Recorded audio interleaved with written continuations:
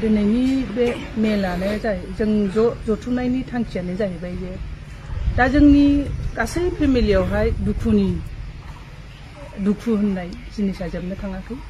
दासिम जोबथेसालियाव थानाय जायफोर फंबायफोर जोबथेसालियाव थानाय जायफोर फंबायफोर बिसोरो आवगायाव जेसेबां स्ट्रिक्टमोन बेनिफ्राय आरो रासिन स्ट्रिक्ट जानायखौ जों नुनो मोन्दों।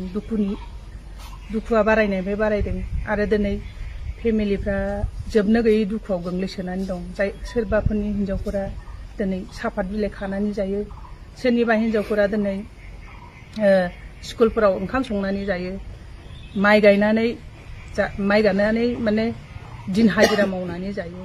दिनै गासै दुखुथिया न'खरखौ जोंनि दानि बिटिआरनि जाय CEM सार बिथांखौ जों हेफाजाब होगोन साननानै दासिमाव नेनानै दंमोन। दिनैसिमबो बेबायदिनो अबस्थायावनो दङ। हेफाजाब होदों होनो दिनैसिमबो जों जेबो होनायखौनो नुवाखै। दासिमबो जोंनि गासै फेमिलिफोरा थाइसे थाखाबो मोनखायाखै। दुखुनि बाथ्रा, जायफोरा फिसा फोरोंनांगौ बिसोरबो दिनै फिसा फोरोंनायनि एडमिसन फिसफोरखौनो होनो हायाखै। खामला खाथि माबानानै गावनि फिसाफोरनि थाखाय एडमिसन फिस नागिरदों। सोरबाया दुखुजों बुंफबनानै सोरबाया माने गावनि फिसाफोरखौ गारनानै गुबुन रायजोआव खामानि मावनो थांनो गोनां जादों थाखा फैसानि अभाबाव। दिनै दासिमावबो जे रिहेबिलिटेसननि खोथा बुंदों, दिनैसिमबो रिहेबिलिटेसनखौ जोंनि बे भिक्टिम फेमिलि जायफोर जोबथेसालियाव थानाय सासेनिबो माने न'खरफोरा मोनाखै।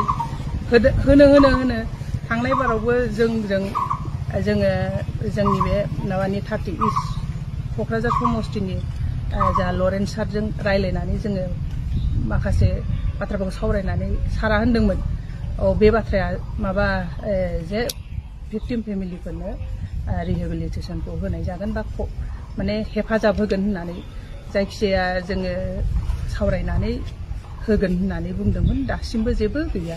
जोंनिफ्राय लिस्टबो बिहरबाय, जोङो गासै लिस्टफोरखौबो हरबाय, दासिमबो जेबो माबा गैया आरोखि। ओमफ्राय थांनाय बारावहाय जोङो MLA सारखौ लोगो हमबा होनदोंमोन, सार नोंथांनिसिम जे बाथ्राखौ सावरायदोंमोन जे जोंनि फेमिलिफोरनो जे हेफाजाब होनायनि बाथ्राखौ मोनबाय नामा होननानैसो बिथाङा जोंखौ उल्था कुइसन खालामदों। बेखौ साननो गोनां।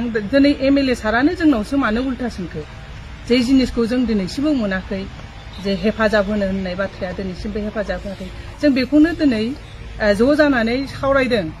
जोंखौ खालि मेलल' मिटिंल' खालामनो लिंहरबाय थानानै मा जानो? सारमोनहा गावसोरनो जे दायथ' लाबाय। दा CM सारा गावनो जोंनि सिगाङाव बुंदों, दा थांनाय बारावहाय जे मिटिंआवहाय बुंदों आं दायथ' लाबाय होननानै, जोबथेसालियाव थानायफोरखौ बख'नायनि दायथ'खौ आंनो लाबाय होननानै। आरो दाख्लैहाय खेबसेबाव मेल मिटिं लिंबावदोंमोन, नाथाय जों थांनाय जायासै। जोंनि माखासे गार्जेनफोरा थांदों, आं थांनाय जायाखै।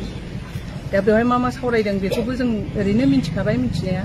थेवबो दा जों बेखौनो बुंदों सारमोननिसिम माने बोलो होनानै बुंदों, सारमोनहा अननानै बे अक्ट'बर नभेम्बरनि गेजेरावनो जेन जोबथेसालियाव थानाय गासै फंबायमोनखौ जेन बख'यो आरो बख'नायनि उफाय राहा लामाखौबो मिन्थिखागौ सारमोनहा निजेस्व गावसोरबो मिन्थिखागौ जे माबे लामाजों गयो।